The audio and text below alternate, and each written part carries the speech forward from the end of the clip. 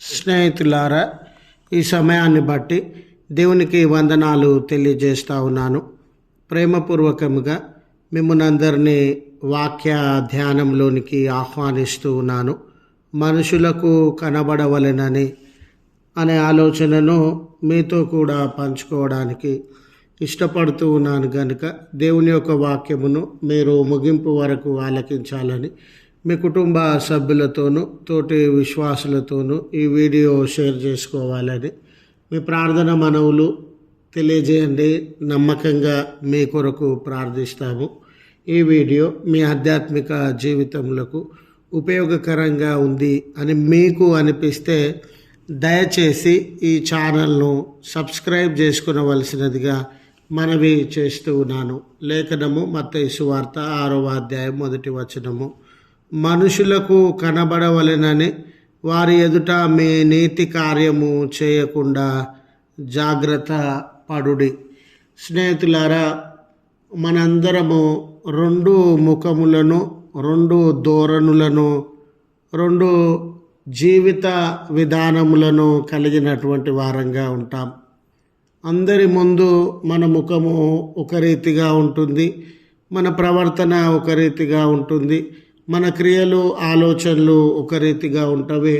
మనుషులు ఎవ్వరూ లేనప్పుడు మన జీవితము, ప్రవర్తన, క్రియలు, ఆలోచనలు మరొక రకంగా ఉండడాన్ని మనము గమనిస్తాం.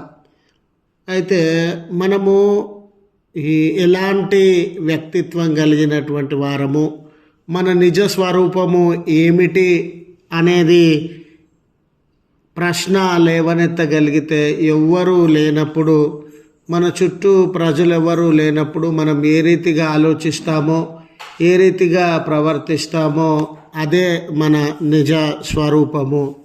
మనలో చాలామంది మీ లెంటు కాలంలో కానివ్వండి, మిగతా దినాలలో కానివ్వండి, మన భక్తి అయినా, విశ్వాసమైన, మంచితనమైన, నీతి అయినా నలుగురికి కనబడాలని మంచి పనులను చేసేటటువంటి వారంగా, నలుగురికి కనబడాలని నీతిని జరిగించేటటువంటి వారంగా, మనుషుల మెప్పు కొరకు, వారి ఎదుట మంచి సాక్ష్యం కొరకు, వాళ్ళ మధ్య మంచి వ్యక్తులమని అనిపించడం కొరకు ఒక రకమైన లేని నీతిని, లేని మంచితనాన్ని కల్పించుకొని జీవించడానికి ఇష్టపడేటటువంటి వారంగా ఉంటాం. మనుషులు ఎవరు లేని సమయంలో మన నిజ స్వరూపాన్ని, మన యొక్క పాపముతో కూడినటువంటి జీవితాన్ని ప్రదర్శించేటటువంటి వారంగా ఉంటాం. అయితే ఈ లేఖనంలో ప్రభుల వారు యూదా మత పెద్దలను కానివ్వండి, యూదుల సాంప్రదాయము, ఆచారము, పద్ధతులు అని జీవించేటటువంటి వ్యక్తులను ఉద్దేశించి ఈ మాటలు పలకడాన్ని మనము గమనిస్తూ ఉన్నాం. మనుషులకు కనబడవలనని మంచివారుగా నటించకండి, మనుషులకు కనబడవలనని నీతి క్రియలను జరిగించకండి, దేవుడు మిమ్మల్ని చూచుచున్నాడని, దేవుడు మీకు ప్రతిఫలము ఇవ్వగలిగినటువంటి వాడని, దేవుని యొద్ద నుండి మనము ఏ విషయాన్ని దాచుకోలేమని, తప్పించుకోలేమని, ఆ సత్యాన్ని ఎరిగి ఉండి మీరు ప్రవర్తించేటటువంటి వారుగా, మంచిని, నీతిని జరిగించేటటువంటి వారుగా ఉండాలని సలహాను ఇచ్చుచూ ఉన్నారు. ఈరోజు మేము విశ్వాసులమండి, దేవుని బిడ్డలమండి అని మనము తలపోయిచూ ఉన్నటువంటి సందర్భంలో మనుషులందరి ఎదుట మంచి వాళ్ళముగా, నీతిమంతులముగా నటించి, మరి వ్యక్తిగతంగా ఉండినటువంటి సందర్భంలో, ఎవరు మన చుట్టూ లేనటువంటి సందర్భంలో మనము మంచిని, నీతిని అనుసరించకుండా పాపపు, మోసపు, అబద్ధపు జీవితాన్ని జీవించినట్లయితే దేవుడు మనం ఏమై ఉన్నామో చూచుచున్నటువంటి దేవుడని, ఆయన ప్రతిఫలము ఇవ్వగలిగినటువంటి దేవుడని గుర్తు చేయడానికి సంతోషిస్తూ ఉన్నాను.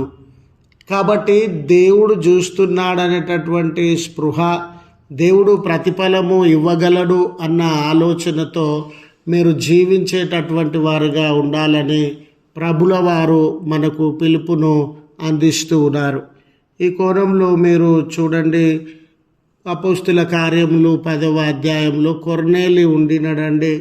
అప్పుడు ఉన్నటువంటి ఆరాధించే సమాజంతో కానివ్వండి, యూదా సమాజము, క్రైస్తవ సమాజము, దేవుణ్ణి మేము ఆరాధిస్తూ ఉన్నాం, దేవాలయానికి వెళ్తూ ఉన్నాం, దేవుని పరిచర్య చేస్తూ ఉన్నాం అనే ఏ సమాజంతో ఆయన సంబంధము, బాంధవ్యములు లేనటువంటి వాడుగా వీళ్ళ ఎదుట హాజరు అంటే ఆరాధనలకి కానీ సమూహాలకి సంబంధించినటువంటి సమావేశాలకు కానీ హాజరు కాలేనటువంటి వ్యక్తిగా ఉండినాడు. కానీ అతడు చాలా ధర్మ కార్యములను, నీతి కార్యములను, మంచి కార్యములను నెరవేర్చేటటువంటి వాడిగా ఉన్నాడు. అతడు మనుషులకు కనబడవలెనని అవన్నీ జరిగించట్లేదండి. అసలు అతడు ఆనాడు దేవుని నామంన జరిగించబడే ఏ సమావేశాలకి కూడా హాజరు కాలేని పరిస్థితి.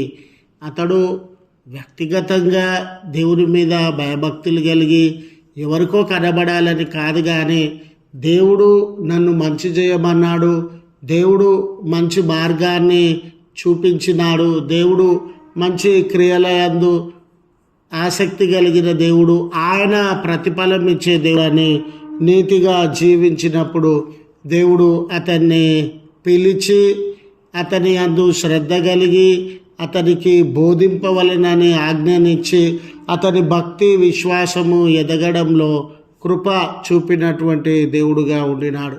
గనుక స్నేహితులారా, నలుగురు మధ్య మనం ఏ రీతిగా ఉంటూ ఉన్నాం, ఎవరు లేని సమయంలో మనం ఏ రీతిగా ఉంటూ ఉన్నాం, నిజంగా నలుగురికి కనబడవలననే మన భక్తి, మంచితనము, నీతి నటించేటటువంటి వారంగా ఉండి అంతరంగంలో చెడుతనము కలిగినటువంటి వారంగా ఉన్నామా అని మనల్ని మనము పరీక్ష చేసుకోవలసినటువంటి అవసరత ఉండింది.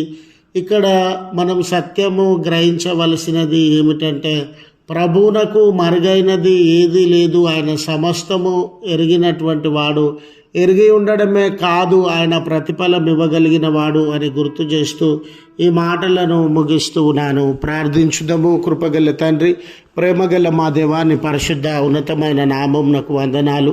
మీ కృపా సహాయములను ఈ దినమంతా మాకు అనుగ్రహించవలసినదిగా బ్రతిమాలు కొనుచు ఉన్నాం. మా భక్తి, విశ్వాసము, మంచితనము, నీతిలో ఏ లోపం ఉండకుండానట్లు మీ చిత్తాన్ని, మీ ఆలోచన నెరిగి ప్రవర్తించుటకు శక్తి యుక్తులను మాకు అనుగ్రహించమని, ఎవరము అవసరత కలిగి బలహీనత కలిగి మీ మీద ఆధారపడి ఈ ప్రార్థనలో పాల్గొనుచు ఉన్నామో అటు వ్యక్తులను, అటు కుటుంబంలను మీరు జ్ఞాపకం చేసుకొని సమస్త విధమైన ఆపదల నుండి, కష్టముల నుండి వారి జీవితంలో విమోచించి ఉన్నతమైనటువంటి దీవెన ఆశీర్వాదములతో నింపుమని, వారి కొరతలనన్నిటినీ, భారములనన్నిటినీ తొలగించి మీ ఆశీర్వాదములచే బలపరచమని, ఈ దినపు దీవెనలను వారికి అనుగ్రహించమని క్రీస్తు పేరట వేడుకొనుచు ఉన్నాము తండ్రి. ఆమెన్. తండ్రి, కుమార, పరిశుద్ధాత్మ త్రియేక దేవుని దీవెన మనకు తోడై ఉండి మనలను కాపాడునుగాక. ఆమెన్.